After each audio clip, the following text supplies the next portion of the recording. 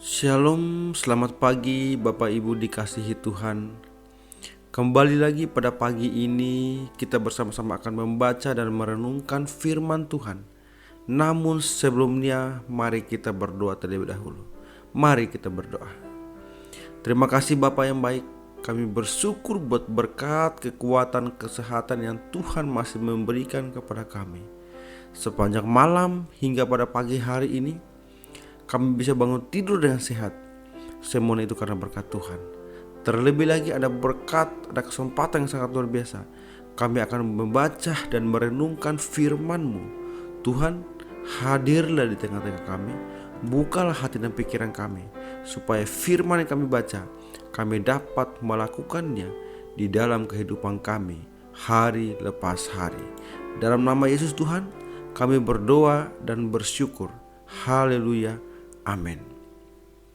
Baik Bapak Ibu, tema yang akan kita renungkan bersama pada pagi hari ini yaitu jangan hidup untuk diri sendiri. 2 Korintus 5 ayat 15.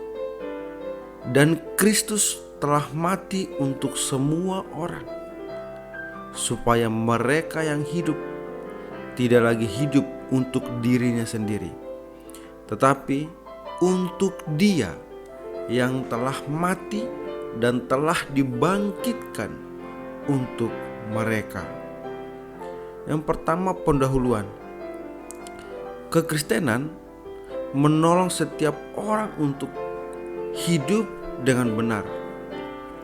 Bahkan dikatakan hidup yang berkelimpahan, hidup yang memperkenan hati Allah, hidup yang bermakna dan berguna.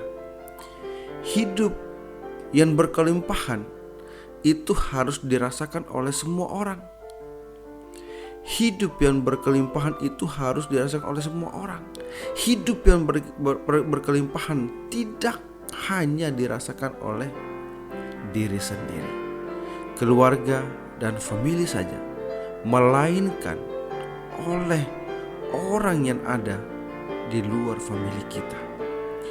Hidup yang didapatkan dari kematian Kristus seharusnya membawa seseorang Kristen untuk lebih giat dalam pekerjaan misi. Firman Tuhan menyatakan, sebab aku telah mati oleh hukum Taurat untuk hukum Taurat, supaya aku hidup untuk Allah. Aku telah disalibkan dengan Kristus, namun aku hidup, tetapi bukan lagi aku sendiri yang hidup, melainkan Kristus yang hidup di dalam aku. Dan hidupku yang kuhidupi sekarang di dalam daging adalah hidup oleh iman dalam Anak Allah yang telah mengasihi aku dan menyerahkan dirinya untuk aku. Galatia 2 ayat 19 sampai dengan 20. Yang kedua, Kristus telah mati.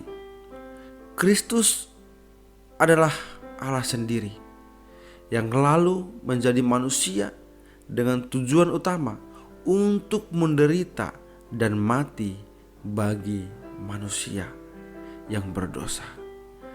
Ketika seorang datang kepada Kristus, dia adalah manusia berdosa, dan dengan darahnya Tuhan Yesus menebus, yang mati karena dosa manusia dan untuk melepaskannya dari dosa itu.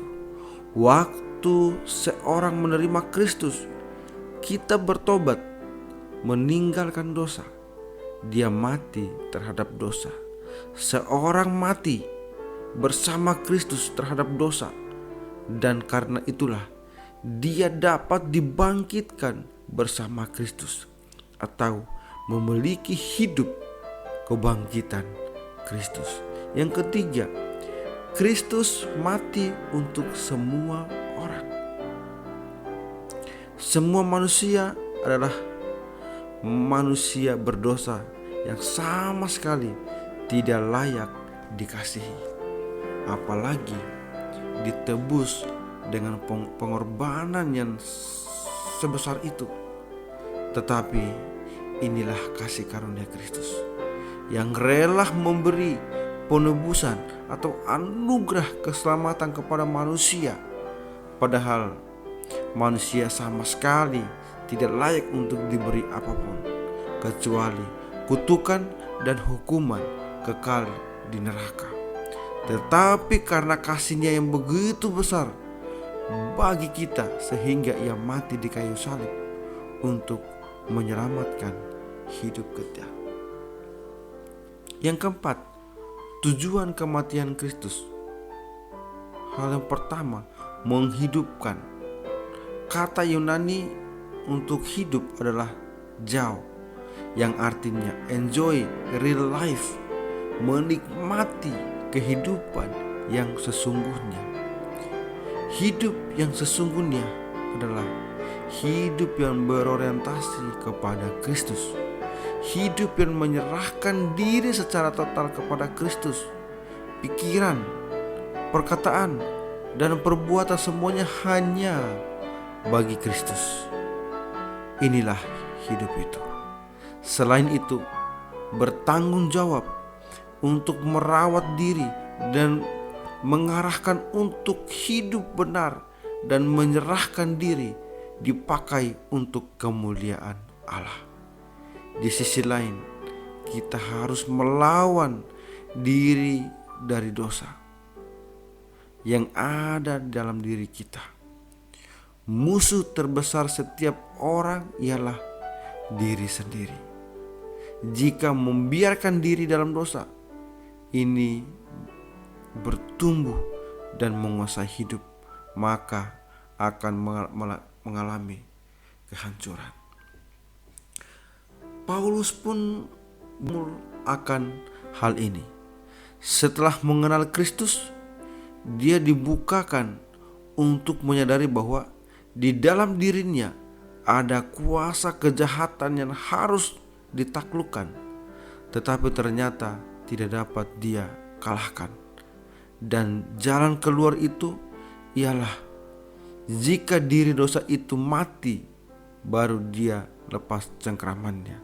Roma 7 ayat 1-6. Memahami hal ini, Paulus berkata bahwa dia disalibkan bersama Kristus, sehingga sekarang Kristus yang hidup di dalam dirinya. Sekarang bukan lagi dia yang hidup, melainkan Kristus yang menghidupi hidup Kristus dalam diri dia.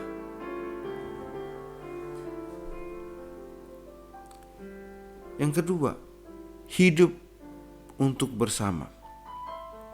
Hidup bagi Kristus dinyatakan dalam relasi dengan sesama, yaitu memperlakukan orang lain sebagai gambar Allah yang harus dihormati dan tidak dihina. Sebab itu sama seperti menghina Allah yang menciptakannya. John Calvin mengatakan, karena seseorang adalah gambar Allah, maka kita wajib mengasihinya sekalipun orang itu telah menyakiti kita. Demikian juga jika seorang hidup bagi Kristus, maka harus memaafkan sesama seperti Kristus telah mengampuni. Hidup bagi Kristus berarti tidak mencari kepentingan diri, tidak mencari kesenangan sendiri, tetapi melakukan apa yang memperkenan hati Tuhan. Yang ketiga, membawa bau harum bagi Kristus. Firman Tuhan mengatakan, tetapi syukur bagi Allah yang dalam Kristus selalu membawa kami di jalan kemenangannya. Dengan perantaran kami, Ia menyebarkan keharuman pengenalan akan Dia di mana-mana. Yang kelima, penutup. Dalam waktu yang terbatas, mari kita daya gunakan hidup ini untuk memuliakan nama Tuhan Yesus. bukan asal hidup, berarti kehidupan yang berjalan sesuai kehendak dan tujuan Allah. Bukan asal hidup berarti kehidupan yang bermakna bagi diri sendiri, keluarga, gereja, dan masyarakat dan bangsa. Bukan asal hidup berarti kehidupan yang berorientasi kepada Kristus secara komprehensif, mulai dari pikiran, perkataan, dan perbuatan. Bukan asal hidup berarti kehidupan yang rela berkorban bagi sesama dalam segala bidang kehidupan, baik itu sosial, ekonomi, dalam politik. Amin. Mari kita berdoa. Terima kasih Bapa yang baik. Kami bersyukur buat kebenaran firman Tuhan yang pada pagi hari ini mengajarkan bagi kami, supaya hidup kami tidak hidup untuk diri sendiri, melainkan menjadi berkat bagi orang lain. Terima kasih Bapa yang baik. Biarlah firman Tuhan ini tetap tinggal di dalam hati dan pikiran kami, dan firman Tuhan itu juga tetap kami lakukan di dalam kehidupan kami hari-hari. Terima kasih Bapa yang baik. Kami akan melanjutkan setiap kegiatan kami, aktivitas sepanjang hari ini kami serahkan dalam tangan Tuhan. Setiap langkah kami, Engkau ada tuntun langkah kami. Terima kasih Bapa yang baik. Kami serahkan hidup kami sepanjang hari ini ke dalam tangan Tuhan. Sertailah dan lindungilah kami. Dalam nama Yesus Tuhan kami berdoa dan bersyukur. Haleluya. Amin.